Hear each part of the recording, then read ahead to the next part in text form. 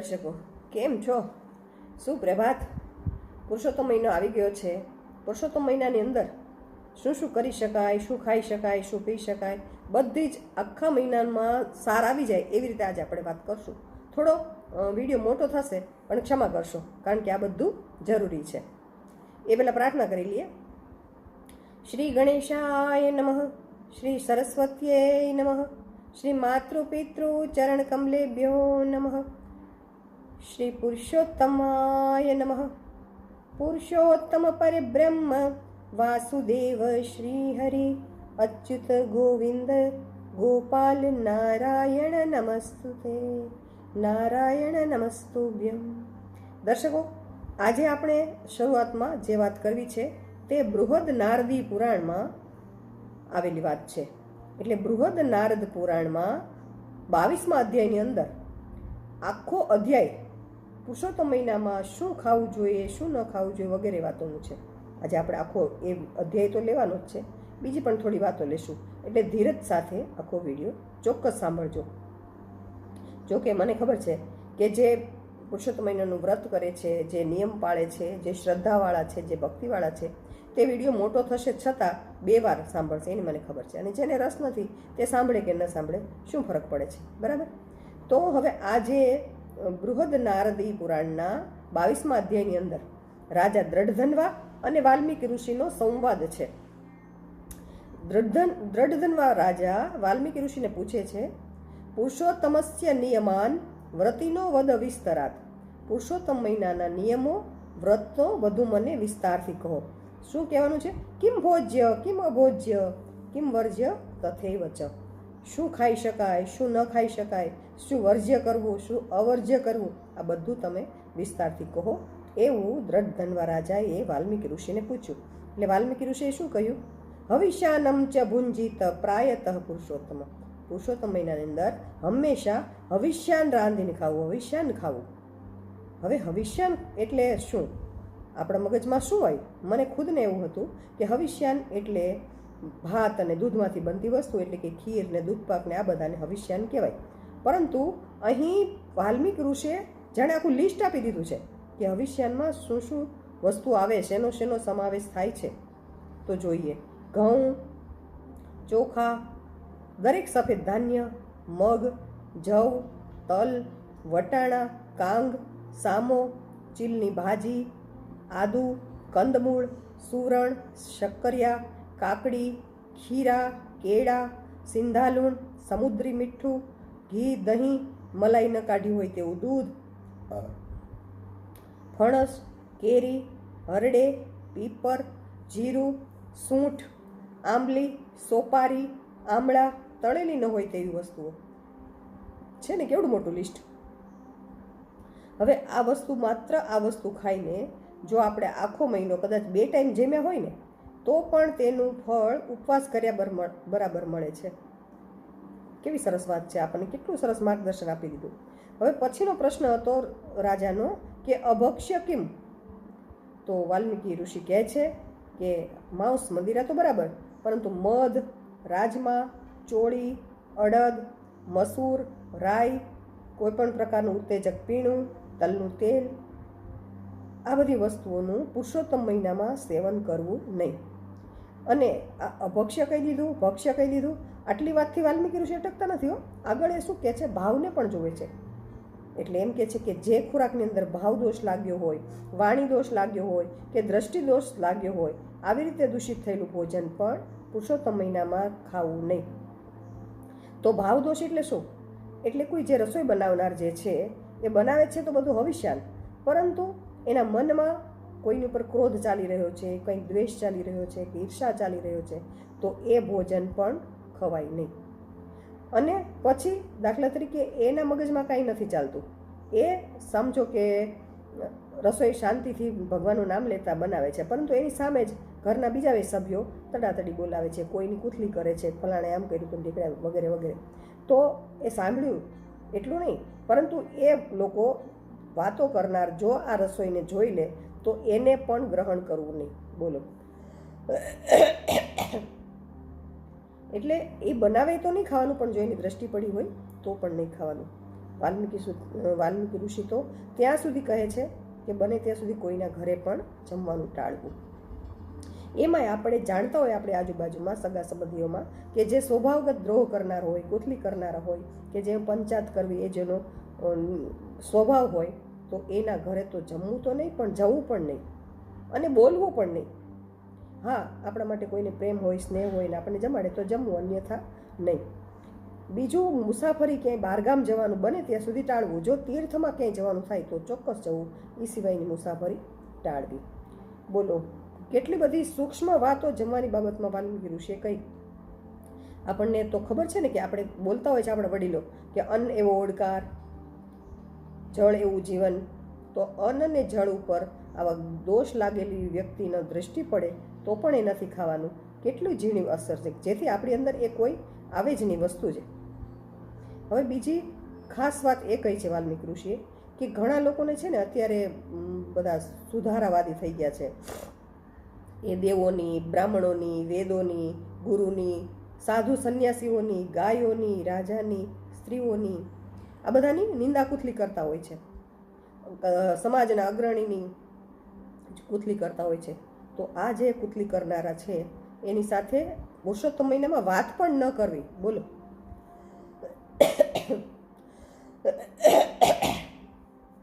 વાલ્મીકી ઋષિ કહે છે ફળમાં બીજોરું, ધાન્યમાં મસૂર, પ્રાણીમાંથી બનતી વસ્તુઓ, વાસી અન્ન, ગાય, બકરી અને ભેંસ સિવાયનું દૂધ. ઘણા શું દવા પેટે ઊંટડીનું કે ગધેડીનું દૂધ ખાંસી બાસી થઈ હોય લેતા હોય તો તે પુરુષોત્તમ મહિનામાં ગ્રહણ કરવું નહીં. બ્રાહ્મણે વેચેલું જ્યુસ, જમીન ઉપર બનાવેલું મીઠું, એટલે અત્યારે અગર બનાવે છે ને મીઠું બનાવવા માટે, તો એ મીઠું ખાવાનું નહીં. તાંબાના પાત્રમાં કે ચામડાની મશકમાં જો પાણી રાખેલું હોય ને તો એ પણ ગ્રહણ કરવું નહીં. આપણા ઘણાના ઘરમાં તાંબાની કોઠી ભરતા હોઈએ છે, પણ તાંબાની કોઠીમાં ભરેલું પાણી પુરુષોત્તમ મહિનામાં પીવાનું નથી, એટલે તાંબાની કોઠી કાઢી નાખવી. બીજું, બ્રહ્મચર્યનું પાલન કરવું. શરીરને જો કંઈ કષ્ટ ન હોય, કોઈ તકલીફ ન હોય તો જમીન ઉપર સૂવાનું રાખવું. પતરાવળીમાં જમવું. જે ઘણા બધા લોકો છે ને ધર્મ ભ્રષ્ટ થઈ ગયા છે, સંસ્કાર ભ્રષ્ટ થઈ ગયા છે, જે મ્લેચ્છ જેવા છે, અથવા તો ઘણા એવા છે કે જેણે ધર્મ કન્વર્ટ કર્યો છે. એટલે ઘણા એમ કહેવાય ને કે હિન્દુમાંથી ક્રિશ્ચિયન થઈ ગયા છે, કે કોઈ હિન્દુમાંથી મુસ્લિમ થઈ ગયા છે. તો આવા જે છે અને જે બ્રાહ્મણોનો દ્વેષ કરે છે, જે વેદો અને ધર્મની નિંદા કરે છે, તેવા લોકોની સાથે બોલવું પણ નહીં, એવું વાલ્મીકી ઋષિ કહે છે. અને આ ક્યારે કીધેલું છે ખબર? વાલ્મીકી ઋષિનો સમય એટલે સમજો રામાવતાર પહેલાં એનો જન્મ થયેલો છે. રામાવતાર પહેલાંના વાલ્મીકી ઋષિ છે, તે સમયનું એણે આ કહેલું છે. અને એમ કહે છે કે આવા લોકોની દ્રષ્ટિ પણ જો અન્ન ઉપર પડી હોય કે જળ ઉપર પડી હોય ને તો તે અન્ન જળ પણ આપણે ગ્રહણ કરવું નહીં. કાગડાએ જોયું હોય કે જૂઠું કરેલું હોય ને તો એ અન્ન જળ પણ લેવું નહીં. બીજું ખાસ કહ્યું કે પુરુષોત્તમ મહિનામાં સૂતકી અનાજ ન લેવું. સૂતકી એટલે કોઈના ઘરે સંતાનનો જન્મ થયો હોય અથવા કંઈ મરણ થયું હોય, એટલે કે સૂતક હોય, તો તે સૂતકનું જે બનાવેલી વસ્તુ હોય તે જમવી નહીં. ગુજરી ગયું હોય તો એના ઘરે બેસીને આવતું રહેવાનું, પણ એના ઘરે કશું અન્ન જળ લેવું નહીં. 16 દિવસ સુધી ન લેવાય. સીમંતમાં ગયા હોય, વાસ્તુ સરવણી આપસ બને ત્યાં સુધી એનું પણ જમવું નહીં. આ સિવાય 2 વાર પકાવેલું અનાજ છે ને એ પણ ન લેવું. આપણને ટેવું હોય છે કે આપણે રસોઈ સવારે વહેલી બની ગઈ હોય, જમવા આપણે 1 વાગે 2 વાગે બેસીએ ત્યારે ફરીવાર ગરમ કરીએ, તો ફરીવાર ગરમ કરીએ ને 2 વાર પકાવેલું કહેવાય. તો એવું અનાજ પણ પુરુષોત્તમ મહિનામાં ખાવાનું નથી. બરાબર. હવે બીજું એવું કહ્યું છે કે બળેલું ભોજન ગ્રહણ કરવું નહીં. ખીચડી કે ખીર કે એમાં નીચે પોપડો થઈ જતો હોય, ગબળી જતો હોય, અને ઘણાની ભાવતો હોય. હું પોતે પણ ખીચડીનો પોપડો થઈ જાય તો ખાઈ જાઉં છું, પરંતુ પુરુષોત્તમ મહિનામાં ખાવાનું નહીં. અરે આ વિચારીએ તો આપણે હાંડવોય ન ખાઈ શકીએ હો ભાઈ. બરાબર ને. હવે બીજું એક એવું કહ્યું છે વાલ્મીકી ઋષિએ કે તામસી ખોરાક એટલે કે લસણ, ડુંગળી, મૂળા, મશરૂમ, સવાની ભાજી, ગાજર, અળવીના પાન, સરગવો, આ બધું પણ ખાવાનું નથી. સરગવાના ખૂબ ફાયદાઓ છે, એટલે પછીના સમયમાં ખાઓ, પણ પુરુષોત્તમ મહિનામાં સરગવો ખાવાનો નથી. આ સિવાય વાલ્મીકી ઋષિ કહે છે કે અમુક તિથિ પ્રમાણે અમુક વસ્તુ ખાવાની પણ એણે ના પાડી છે, એને વર્જ્ય ગણી છે. આપણા મહિનાની અંદર શુક્લ અને કૃષ્ણ પક્ષમાં બંને તિથિઓ આવતી હોય છે, તો બંને એકમના દિવસે કોળું નહીં ખાવાનું, બંને બીજના દિવસે સફેદ રીંગણા નહીં ખાવાના, બંને ત્રીજના દિવસે પુષ્પ શાક નહીં ખાવાના, બંને ચોથના દિવસે મૂળા નહીં ખાવાના, બંને પાંચમના દિવસે બીલી ફળ નહીં ખાવાનું, એટલે કે બીલું નહીં ખાવાનું. બંને છઠના દિવસે કાલિંગણ, એટલે આપણે કદાચ જેને તરબૂચ કહીએ છીએ ને એ કાલિંગણ છે, એ પણ નહીં ખાવા. બંને સાતમના દિવસે ફ્રૂટનું શાક, ઘણાને ઘરમાં કહેવાય ને જામફળનું શાક, કેળાનું શાક ભાવતું હોય એને બનાવતા હોય, પણ પુરુષોત્તમ મહિનામાં ફ્રૂટનું શાક ખાવું નહીં. બંને આઠમના દિવસે આંબળા નહીં ખાવાના. બંને નોમના દિવસે નાળિયેર નહીં ખાવાનું. બંને દશમના દિવસે દૂધી નહીં ખાવાની. બંને એકાદશીના દિવસે પંડોરા, એટલે કે કંટોલા, કંકોડા જેને કહીએ ને તે નહીં લેવાના. બંને બારસના દિવસે બેલ, બંને તેરસના દિવસે કાળા રીંગણા, બંને ચૌદસના દિવસે વેલપત્તી, એટલે કે વાલોળ, ચોળી જેવા શાક નહીં લેવાના. પૂર્ણિમાના દિવસે પાણીમાં ઉગતી શાકભાજી હોય ને એને છોડવી, ન ખાવી. આમ જુઓ ને તો આંબળા ખૂબ સારા છે, અને આંબળાનું કહેવાય ને દરેક રીતે આયુર્વેદિક, આધ્યાત્મિક, માનસિક, ધાર્મિક બધા જ ફાયદા છે. પદ્મપુરાણમાં તો આંબળા વિશે આખો એક અધ્યાય આપેલો છે. પરંતુ પુરુષોત્તમ મહિનામાં એવું આમાં કહ્યું વાલ્મીકી ઋષિએ કે રવિવારના દિવસે ન ખાવા. પણ હું એમ કહું છું કે પુરુષોત્તમ મહિનામાં જ નહીં, પણ કોઈ પણ રવિવારે આંબળા ખાવા નહીં. જો કોઈ વ્યક્તિ પુરુષોત્તમ મહિનામાં કોઈ વસ્તુ છોડવાનો નિયમ લે, ઘણા એવો નિયમ લેતા હોય પહેલા દિવસે કે આખો મહિનો આ વસ્તુ નહીં ખાવ, આ વસ્તુ નહીં કરું, તો એવો જે કોઈ નિયમ લેતા હોય તો એ ફરી વખત શરૂ કરતાં પહેલાં તેનું બ્રાહ્મણને દાન કરવું જોઈએ. પુરુષોત્તમ માસમાં કોઈને કોઈ નિયમ રાખવાનું, વ્રત લેવું જોઈએ, બધાએ લેવું જોઈએ, મારે તમારે બધાએ. પરંતુ શું કરવાનું પહેલાં એના માટે, એટલે ઘણા તો એમ કે આખા મહિનાનો ઉપવાસ કરતા હોય છે, ઘણા ફરાહાળ કરીને ઉપવાસ કરતા હોય છે, ઘણા અલુણા કરતા હોય છે, એટલે એક દિવસ ને એક દિવસ ઉપવાસ ને એક દિવસ એકટાણું. અને ઘણા એમ કહેવાય ને કે માગ્યા વગર જે મળે એટલું જ ખાવાનું, એ પણ એક પ્રકારનો નિયમ વ્રત હોય છે, એ પણ ઘણા કરતા હોય છે. હવે આ નિયમ છે ને લેતા પહેલતા આપણે ઉપવાસ કરવાનું હોય, એકટાણું કરવાનું હોય, કે કંઈ વસ્તુ છોડવાની હોય, કોઈ પણ નિયમ આપણે લેવો હોય તો એ લેતા પહેલાં પુરુષોત્તમ મહિનાની શરૂઆત થાય પહેલાં વિચારી લેવાનું કે શું હું આખો મહિનો કરી શકીશ.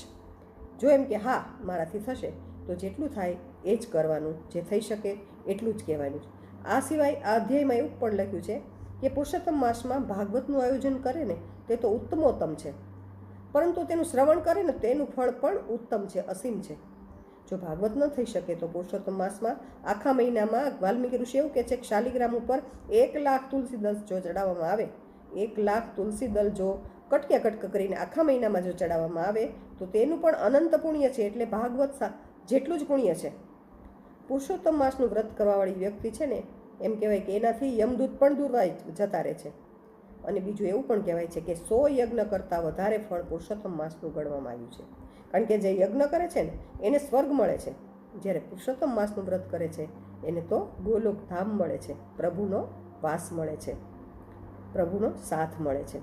હવે કોઈ ખરાબ સ્વપ્નો આપણે જોયું હોય, દરિદ્રતા હોય, મન વચન શરીરથી કોઈ દુષ્ટ કૃત્ય કે પાપ થયું હોય તો પુરુષોત્તમ માસનું વ્રત કરવાથી આ બધું નષ્ટ થઈ જાય છે. પુરુષોત્તમ માસનું વ્રત કરવાવાળી વ્યક્તિ જ્યાં પણ હોય ને તે એવું કહેવાય છે કે તેની આજુબાજુમાં ભૂત, પ્રેત, પિશાચ કે કોઈ પણ પ્રકારની નકારાત્મકતા આવી શકતી નથી. જે આ વ્રત કરે છે તે ભગવાન ઋષિકેશ સાથે આનંદ કરી શકે છે, અર્થાત ભગવાનનું સાનિધ્ય પ્રાપ્ત કરી શકે છે. દર્શકો, વિડીયો થોડો મોટો થયો છે તો મેં પહેલાં ક્ષમા માંગી લીધી, પરંતુ આખા અધ્યાયની વાત અહીંયા પૂરી થાય છે. અને આ દરેક શબ્દોમાંથી એક પણ શબ્દ મારો નથી, દરેક શબ્દો વાલ્મીકી ઋષિના છે. હવે હું તમને કહું છું થોડી વાત, એમાં મારા શબ્દો તમે સમજી શકો, પરંતુ મને એમ થયું કે મોટો થયો જ છે તો ભલે થોડો મોટો, પરંતુ આખા મહિનામાં શું શું કરવું જોઈએ તમામ સાર આવી જાય.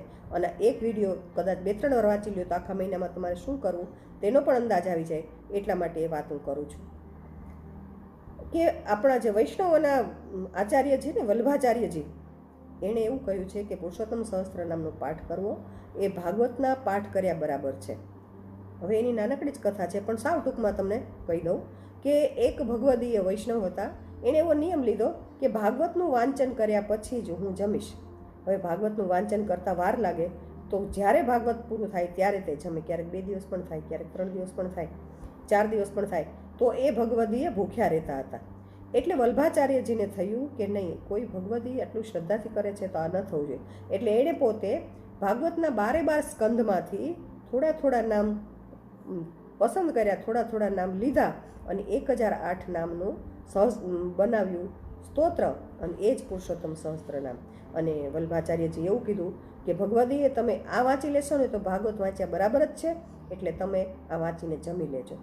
તો એ વાત આપણે પણ યાદ રાખીને, જો આખું ભાગવત આપણાથી મહિનામાં વાંચી શકાય નહીં તો પુરુષોત્તમ સહસ્ત્ર નામનો પાઠ તો ચોક્કસ કરો. એ પણ આખો ન થાય તો રોજ 100 કે 150 નામાવલી આપણે ચોક્કસ વાંચી શકીએ. આ સિવાય વિષ્ણુ સહસ્ત્ર નામનો પાઠ કરી શકીએ, ભગવદ્ ગીતાને આપણે પઠન કરી શકીએ, બને તો રોજ એક અધ્યાય વાંચીએ, અથવા તો 12મો ને 15મો અધ્યાયનો પાઠ કરી શકીએ. નારાયણ કવચ થાય તો કરવાનું, અને ગજેન્દ્ર મોક્ષ જો થઈ શકે તો અમુક વાર તિથિએ આ પણ કરવું. અને ભાગવતની અંદર કેટલી બધી સ્તુતિઓ છે, તો આખું ભાગવત ન વાંચીએ ને બધી સ્તુતિઓ આપણે વાંચીએ ને તો પણ ઉત્તમ છે. તો જ્યારે જેને જે અનુકૂળ આવે તે પ્રમાણે સંકલ્પ કરી અને ચોક્કસ આ બધું કરવું જોઈએ. અને બીજી અગત્યની વાત છે કે પુરુષોત્તમ મહિનામાં છે ને દાન પુણ્યનું ખૂબ જ મહત્ત્વ છે. દરેક પ્રકારના દાન થતા હોય છે, દીપદાન ને, કુંભદાન ને, વસ્ત્રદાન ને, સંપુટ દાન ને, આ બધા. હવે એમાં 33ના આંકડાનું પણ ખૂબ જ મહત્ત્વ છે. અને 33 ઘણા લોકો તો 33 વસ્તુઓનું દાન કરતા હોય છે, 33 દીવાની દીપમાળા કરતા હોય છે. તો આપણાથી પણ જે કંઈ થઈ શકે તે ચોક્કસ કરીશું. તીર્થ સ્નાન અથવા કોઈ પણ નદીએ સ્નાનનું પણ એટલું જ મહત્ત્વ છે. તો થઈ શકે ને જઈ શકાય એવું હોય તો જવું, અથવા તો ગામમાં આપણી નદી હોય તો ત્યાં પણ એકાદ દિવસ જઈ શકાય. કાઠાગોરની પૂજાનું પણ મહત્ત્વ છે, પણ કાઠાગોર શું છે, એની પૂજા શું છે, એ બધું આપણે પાછા બાકીના વિડીયોમાં બધી જ ચર્ચાઓ વિસ્તૃત કરવાના છીએ. આજે માત્ર આખા મહિનામાં શું શું અગત્યનું છે, શું શું મહત્ત્વનું છે, એની જ ખાલી ટૂંક યાદી આપું છું. એટલે આપણાથી જે થઈ શકે તે કરવા આપણે પ્રયત્ન કરવો. આપણે એવું વિચારવાનું કે આવતો પુરુષોત્તમ મહિનો કોણે જોયો છે, તો ચાલો મારાથી જેટલું થાય એટલું હું ચોક્કસ કરીશ. તો ભક્તો, દર્શકો સૌને જય શ્રી કૃષ્ણ. ભગવાનની પ્રાર્થના અને પુરુષોત્તમ મહિનો આવે છે, ભગવાન સ્વયં આવે છે, તો એની સ્વાગતની 2 પંક્તિ સાથે આજની વાત આપણે પૂર્ણ કરીશું. વસુદેવ સુતં દેવં કંસ ચાણૂરમર્દનમ દેવકી પરમાનંદં કૃષ્ણં વંદે જગદ્ગુરું. કૃષ્ણં વંદે જગદ્ગુરું. શ્રી કૃષ્ણાર્પણમસ્તુ. પધારો પુરુષોત્તમ મારા આંગણિયા શોભાવો રે, પધારો પુરુષોત્તમ મારા આંગણિયા શોભાવો રે. રંગોળી બનાવી મેં તો, ફૂલડા વેરાવ્યા મેં તો, રસ્તો હું તો જોતી રે. પધારો પુરુષોત્તમ મારા દલડામાં પધારો, વેલેરા આવી મારું સ્વાગત સ્વીકારો. ઉતારો આરતી પુરુષોત્તમ ઘરે આવ્યા, આરતીનો થાળ મેં તો મોતીડે ને ફૂલડે સજાવ્યો રે. ઉતારો આરતી પુરુષોત્તમ ઘરે આવ્યા. બોલો પુરુષોત્તમ ભગવાનની જય, પુરુષોત્તમ ભગવાનની જય, પુરુષોત્તમ ભગવાનની જય. ચાલો ભક્તો, કાલે ફરીવાર મળીશું. ત્યાં સુધી સૌને જય શ્રી કૃષ્ણ.